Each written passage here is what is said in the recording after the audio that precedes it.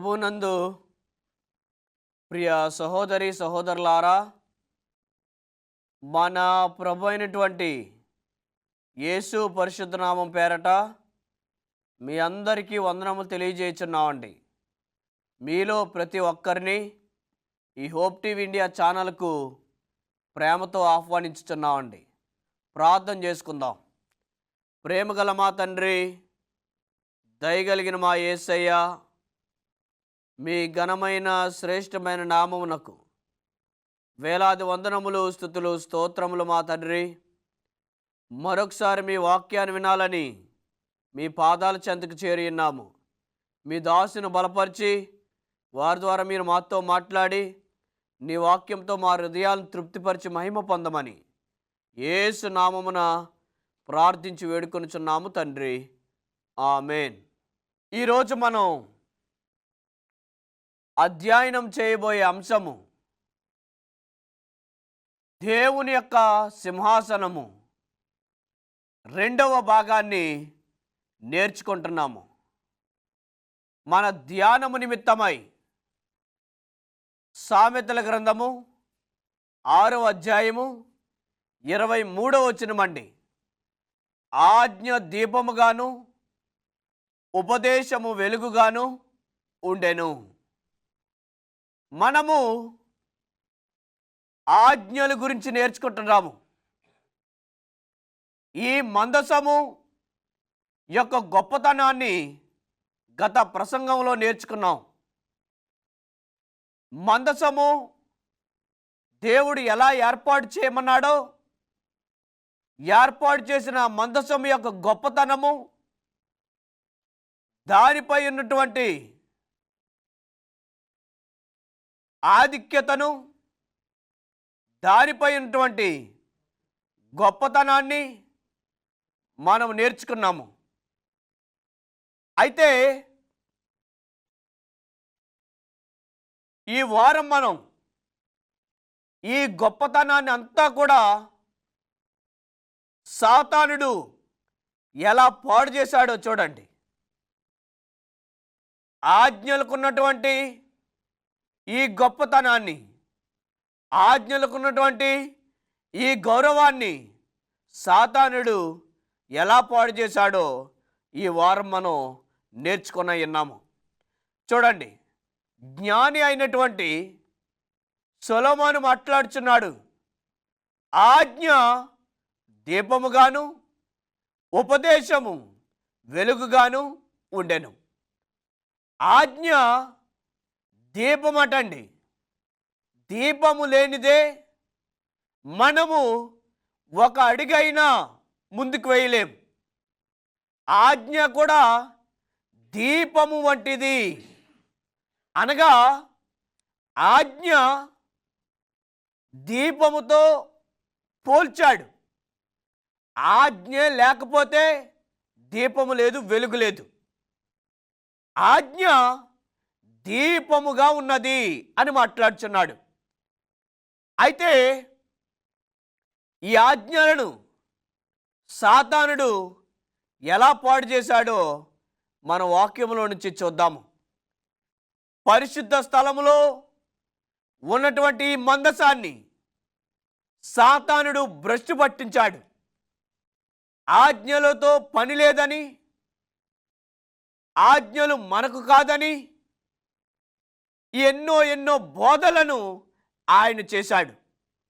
అయితే ఎలా పాడు చేశాడో మన వాక్యంలో నుంచి చూద్దాం. చూడండి, దేవుడు 10 ఆజ్ఞలు ఇచ్చారు. దేవుడు సీనాయి పర్వతం మీద మోషేని పిలిచి 10 ఆజ్ఞలు ఇచ్చారు. 10 ఆజ్ఞలలో మొదటి ఆజ్ఞ, నేను తప్ప వేరొక దేవుడు నీకుండకూడదు. ఇది మొదటి ఆజ్ఞ. ఈ ఆజ్ఞను సాతానుడు పాడు చేశాడు. నేను తప్ప వేరొక దేవుడు నీకుండకూడదంటే సాతానుడు ఈ ఆజ్ఞను మార్చాడు. పోపులను దేవులుగా మార్చారు. అనగా మీకేం కావాల్సిన నాతో చెప్పండి అంటే దానికి అర్థమేంటి? దేవునితో పని లేదు. ఆయన దేవుడు కాదు మీకు, నేనే మీకు దేవుణ్ణి. మధ్యవర్తిత్వం వహిస్తున్నాడు ఈ పోపు గారు. మధ్యలో ఉండి దేవునికిని ప్రజలకిని మధ్యవర్తిగా ఉంటున్నాడు. అనగా స్వతంత్రంగా దేవుడితో మాట్లాడే అధికారం వీరికి ఇవ్వట్లేదు. ఇలాగ మొదటి ఆజ్ఞను మార్చాడు. రెండవది, ఏ స్వరూపము ఏ విగ్రహమునైనా నీవు చేసుకొనకూడదు. అనగా సంఘాలలో మనలో ఎటువంటి విగ్రహానికి చోటు ఇవ్వకూడదని ఆజ్ఞలు మనకు బోధించుతున్నాయి. సాతానుడు ఏం చేశాడు? యేసు ప్రభువారి విగ్రహాన్ని తీసుకొచ్చాడు, మరియమ్మ గారి విగ్రహాన్ని తీసుకొచ్చాడు, శిష్యుల యొక్క విగ్రహాలు తీసుకొచ్చారు. ఇప్పుడు పాస్టర్ల యొక్క ఫోటోలు ఎక్కువైపోయాయి. చూసాడా? రాను రాను ఆజ్ఞలను సాతానుడు పూర్తిగా మారుస్తున్నాడు. విగ్రహ ఆరాధన చేయొద్దు అని బైబిల్ చెప్తుంటే క్రైస్తవులకు నేర్పించే పాఠాలు ఏంటండి? దైవ సేవకులైనా, ఎన్నో సంవత్సరాల నుంచి అనుభవం ఉన్నవారైనా వారు బోధించేది అంతా విగ్రహారాధన. ఎందుకంటే దేవుడే చెప్పాడు ఏ విగ్రహారాధన చేయొద్దని. సంఘాలలో యేసుప్రభువు వారి ఫోటోలు, మరియం ఫోటోలు, శిష్యుల ఫోటోలు ఇవన్నీ ఎందుకు వచ్చాయి? విగ్రహారాధనకి సంఘము తలొంచింది. వారు మార్చారు ఈ ఆజ్ఞను. మూడవ ఆజ్ఞ, దేవుని యొక్క నామమును వ్యర్థంగా ఉచ్చరించవద్దు. ఎక్కడ పడితే అక్కడ దేవుని మందిరాలలో ఈ యొక్క ఆరాధనలు జరిగించుతున్నారు. ఎలాంటి ఆరాధన అంటే వ్యర్థమైన ఆరాధన. ఎందుకనగా ఏంటంటే స్తుతి ఆరాధన అంటున్నారు. దేవుని యొక్క నామాన్ని వ్యర్థంగా ఉచ్చరిస్తున్నారు. ఏంటి ఆ ఉచ్చారణ అంటే? ఇప్పుడు ఒక మనిషి ఉన్నాడు, ఆ మనిషి మంచోడని మనకు తెలుసు. ఆయన్ని మన ఇంటికి పిలిచి నీవు మంచోడివి, నీవు మంచోడివి, నీ మంచోడు, నీ మంచోడు అంటే అది నిజం అనుకుంటాడండి, ఎటకారం అనుకుంటాడండి? ఎటకారం అనుకుంటాడు. ఎందుకంటే అతడు మంచివాడైనప్పుడు ఒకసారి చెప్తే సరిపోతుంది. మరి నేటి దినాలలో సంఘాలలో ఆరాధన పేరు చెప్పుకొని ఏం చేస్తున్నారండి? స్తుతి ఆరాధనలంట. ఇలాగ ఎంతో వ్యర్థంగా సంగీతాలు ఎక్కువైపోయాయి. వారు ఏయో భాషలు మాట్లాడుతున్నారు, అర్థమవలేని భాషలు, అర్థమవలేనటువంటి తీరువ. ఇలాగ ఎన్నో ఎన్నో ఎన్నో సంఘాలలో చోటు చేసుకుంటున్నాయి. మూడవ ఆజ్ఞ ఈ రీతిగా మార్చారు. నాలుగవ ఆజ్ఞ, ఇది చాలా చాలా ప్రాముఖ్యమైనది. క్రైస్తవులు, భూమి మీద ఉన్న క్రైస్తవులు, ప్రపంచవ్యాప్తంగా ఉన్న క్రైస్తవులు ఎన్ని డినామినేషన్స్ అయితే ఉన్నాయో అన్ని సంస్థల వారు 99% తప్పిపోయారు ఈ ఆజ్ఞలో. ఏంటి నాలుగో ఆజ్ఞ అంటే? విశ్రాంతి దినమును పరిశుద్ధంగా ఆచరించుటకు జ్ఞాపకము ఉంచుకొనుము. విశ్రాంతి దినాన్ని పరిశుద్ధంగా ఆచరించమని దేవుడు తన గ్రంథాలలో తెలియజేశారు. మరి ఏం చేసిందండి సంఘం? విశ్రాంతి దినానికి ఉండవలసినటువంటి ఆరాధనను ఆదివారపు ఆరాధనకు మార్చింది సంఘం. పోపులు చెప్తున్నారు, ఆరాధన అసలు విశ్రాంతి దినమే, సబ్బాతు రోజునే ఆరాధన చేయాలి. కానీ మాకున్న అధికారాన్ని బట్టి, మాకున్న హోదాని బట్టి, మాకున్న ఉందాతనాన్ని బట్టి మేమే సబ్బాతుని ఆదివారపు ఆరాధన దినానికి మారుస్తున్నామని చెప్పాడు. అంటే ఆదివారపు ఆరాధన అనేది మనుషులు తీసుకొచ్చారా, దేవుడు తీసుకొచ్చాడా? మనుషులే తీసుకొచ్చారు. మనుషులతో ఏర్పాటు చేయబడిందే ఆదివారపు ఆరాధన. దేవునితో ఏర్పాటు చేయబడింది కాదు. దేవుడు ఏర్పాటు చేయలేదు ఈ ఆదివారపు ఆరాధనను. ఎవరు ఏర్పాటు చేశారంటే మనుషులు ఏర్పాటు చేశారు. మనుషులే మార్చారు. ఆదివారపు ఆరాధనకు ఒక ఆధారం కూడా లేదు బైబిల్లో. మీరు చేసే ఆరాధన ఆధారము లేని ఆరాధనగా ఉంది. మీరు పాటించే ఆ దినము దేవుడు ఏర్పాటు చేసిన దినము కాదది, మనుషులు ఏర్పాటు చేసిన దినమది. క్రీస్తు శకము 321 మార్చి 7వ తారీఖున పోపు గారు సంతకం చేశారు.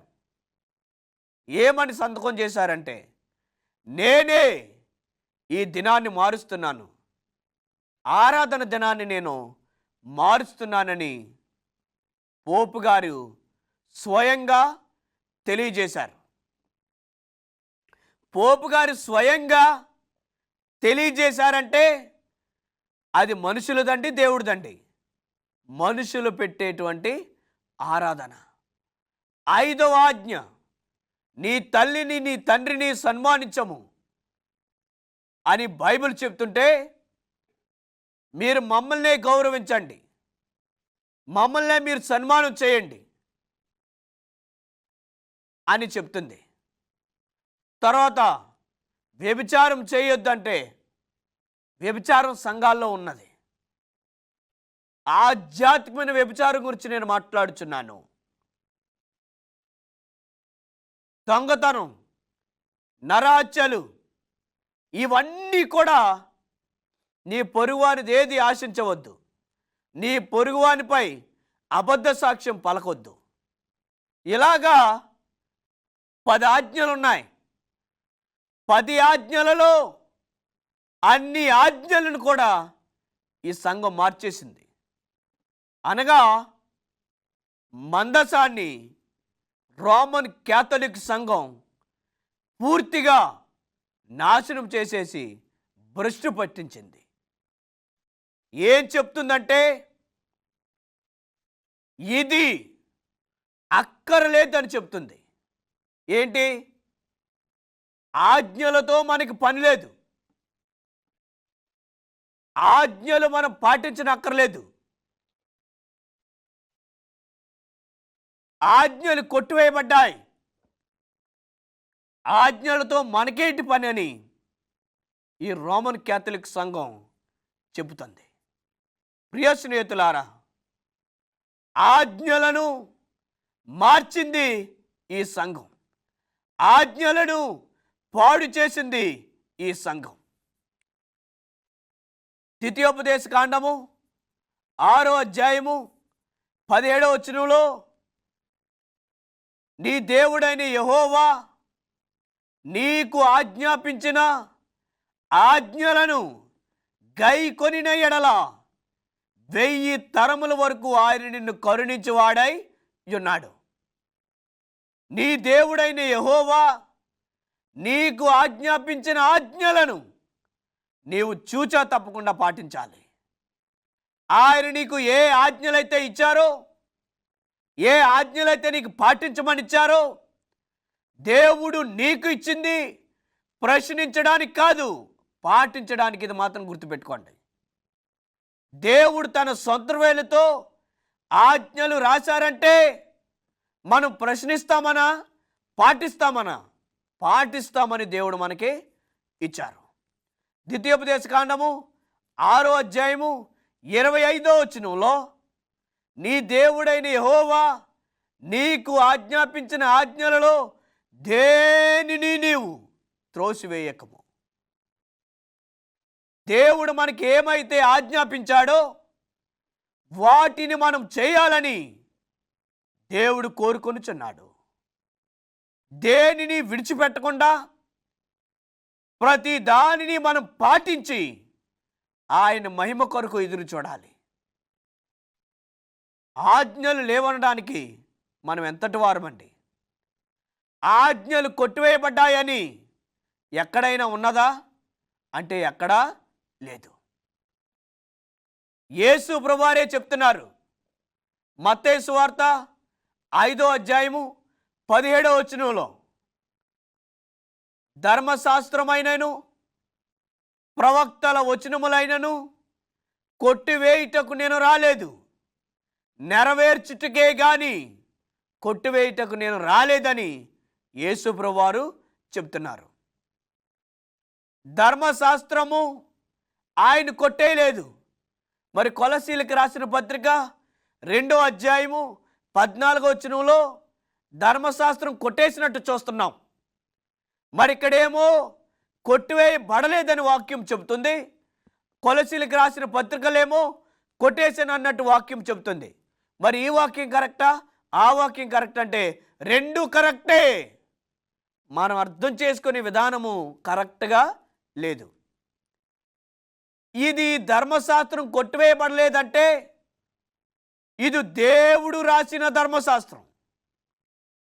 దేవుడు తన ప్రజలను ప్రేమించి తన ప్రజల కొరకు ఏర్పాటు చేసిన ధర్మశాస్త్రం ఇది. దీనిని కొట్టేయలేదు ఆయన, దీన్ని మందసంలోనే పెట్టారు.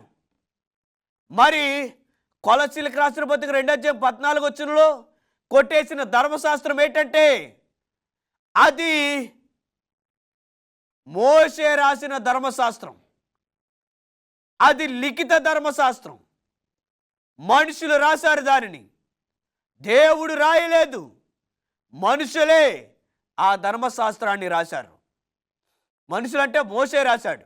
ఎందుకని దేవుడు ఈ ధర్మశాస్త్రాన్ని నుంచి ఆ ధర్మశాస్త్రాన్ని కొట్టారంటే ఆ ధర్మశాస్త్రంలో బలులున్నాయి, అర్పణలున్నాయి, నైవేద్యాలున్నాయి, యాజక వస్త్రాలున్నాయి. మరి ఈ ఆజ్ఞలలో అవేమి కూడా లేవు. దేవుడు రాసిన ఆజ్ఞలలో మార్పులుండవు. ప్రియ స్నేహితులారా, ఇది మనుషులు రాసిందా మార్పులు చేయడానికి? మనుషుల జ్ఞానం మీద రాశారా ఇది మరలా మరలా మార్చడానికి? దేవుడు ఆయన రాశారు కాబట్టి దానికి మార్పు అనేదే లేదు. దేవుడు సృష్టించారు ఈ భూమిని. ఎవరైనా మార్చగలిగారా? శాస్త్రవేత్తలు ఉన్నారు, మార్చలేకపోయారు. ఆకాశాన్ని దేవుడు సృష్టించారు. ఆకాశాన్ని ఎవరైనా మార్చగలిగారా? మార్చలేదు. దేవుడు భూమిని ప్రజలకు నివసించడానికి ఏర్పాటు చేశాడు. మనుషులు ఏం చేస్తున్నారు? చంద్రుని మీద నివాసం చేయడానికి వెళ్తున్నారు. మరి అక్కడ ఎవరైనా నివాసం చేయగలుగుతున్నారా? లేదు. ఎందుకంటే దేవుడు స్థిరపరిచాడు ఒకటి, భూమి మీద మాత్రమే మీరు నివసించండి అని చెప్పాడు. ఇక ఆయన మార్పు చేయడు. వేరే వేరే స్థలాన్ని ఆయన పెట్టడు నివాసం చేయడానికి. ఇదొక్కటే నివాస స్థలము. ఏది? భూమి ఒక్కటే. ఆయన నోటితో సృష్టించిన, ఆయన నోటితో కలుగుగాకని పలుకగా కలిగింది.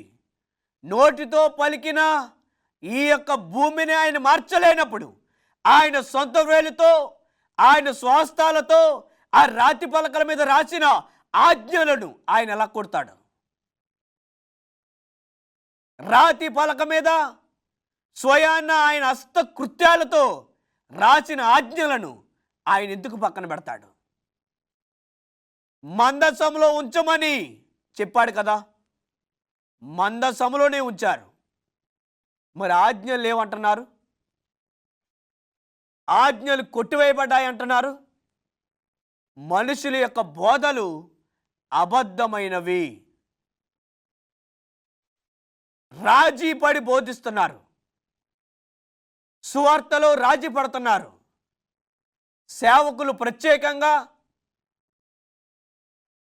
వాక్యాన్ని బోధించడంలో రాజీ పడిపోతున్నారు. ఉన్నది ఉన్నట్టు బోధించట్లేదు. దేవుడు మనకి ఏం చెప్పాడో వాటిని మనం అనుసరించట్లేదు. దేవుడు మనకి ఏమి చెప్పలేదో వాటిని మనం వెతుక్కుంటున్నాము. దేవుడు మనతో చెప్పింది మనం చేయాలి. మనల్ని చేయమన్న పనిని మనం చేయాలి. లేని ఎడల దేవుడిచ్చే ఆశీర్వాదాన్ని మనం కోల్పోతాం. ఆజ్ఞలకు మీరు విధేయులుగా ఉన్నారా, అవిధేయులుగా ఉన్నారా? ఇశ్రాయేలు ప్రజలు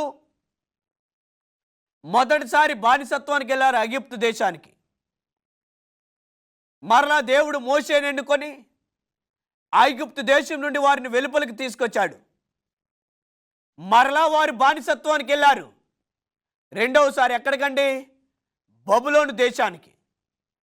బబులోను దేశానికి మరలా వీరు బానిసత్వానికి వెళ్ళారు. ఎన్ని సంవత్సరాలు? 70 సంవత్సరాలు బానిసత్వానికి వెళ్ళారు. ఎందుకయ్యా మరలా బానిసత్వానికి వెళ్ళారంటే 3 కారణాలు. ఒకటి, విగ్రహ ఆరాధన చేశారు. రెండవది, సబ్బాతును మీరారు. మూడవది, వ్యభిచారం చేశారు. ఈ 3 పనులు వారు చేశారు కాబట్టే వారు మరలా బానిసత్వానికి వెళ్ళారు. మీరు అనుకోవచ్చు, మేము సబ్బాతుని పాటించట్లేదు, మేము హాయిగానే ఉన్నామనుకోవచ్చు. కానీ ఆధ్యాత్మికంగా మీరు బానిసత్వంలో ఉన్నారు. సబ్బాతుని ఎవరైతే పాటించట్లేదో వారు పాపానికి బానిసలై ఉన్నారు. ఎందుకంటే ఆజ్ఞ పాటించకపోతే ఏమవుతుందండి? ఆజ్ఞ అతిక్రమమే పాపం. ఆజ్ఞను మీరు అతిక్రమిస్తున్నారు. సబ్బాతు అనే ఆజ్ఞను అతిక్రమిస్తున్నారు. అయితే మీరు పాపం చేస్తున్నారు. పాపము వలన వచ్చు జీతము మరణమై ఉన్నది. కాబట్టి దేవుని ఆజ్ఞలను విడిచిపెట్టి తిరిగితే మనము పాపులమై ఉన్నాము. మనం పాపము చేయించున్నాము. ఆజ్ఞ మనలో ఉంటే, ఆజ్ఞలు మనం పాటిస్తే దేవుడు మనల్ని రక్షిస్తారు. ఆజ్ఞలు కనుక మీరు విడిచిపెట్టి తిరిగితే మీరు పాపానికి బానిసలై ఉన్నారు. పాపము దగ్గరికి మీరు వెళ్తున్నారు. ఆలోచించండి. దేవుడు ఈ ఆజ్ఞలను తిరిగి ఎలా నిర్మించాడో చివరి ప్రసంగంలో నేర్చుకొనబోతున్నాం. ఆజ్ఞలన్నీ సాతానుడు మార్చాడు. మార్చినప్పుడు దేవుడు అలా విడిచిపెట్టాడా? విడిచిపెట్టలేదా? మనం లాస్ట్ ప్రసంగంలో నేర్చుకుందాము. ఆజ్ఞలు మీరు పాటించండి. దేవుడి మాటలు దీవించునుగాక. ఆమేన్. ప్రేమగల మా తండ్రి, దయగలిగిన మా యేసయ్య, మీ ఘనమైన నామాన్ని కొందనాలు తెలియజేస్తున్నాము. ఇంతవరకు మీ సేవకులు నిలబెట్టుకుని మీరు మాతో మాట్లాడారు మా తండ్రి. ప్రభువా, నీ ఆజ్ఞలు మాకు ఇచ్చారు, పాటించడానికి కానీ ప్రశ్నించడానికి కాదు. మేమందరం ఈ వాక్యం ఇచ్చిన ప్రతి వారును నీ ఆజ్ఞలు పాటించి పరలోక రాజ్యానికి చేరడానికి మీరే కృప చూపించమని యేసు నామమున ప్రార్థించి వేడుకొనుచున్నాము తండ్రి. ఆమేన్.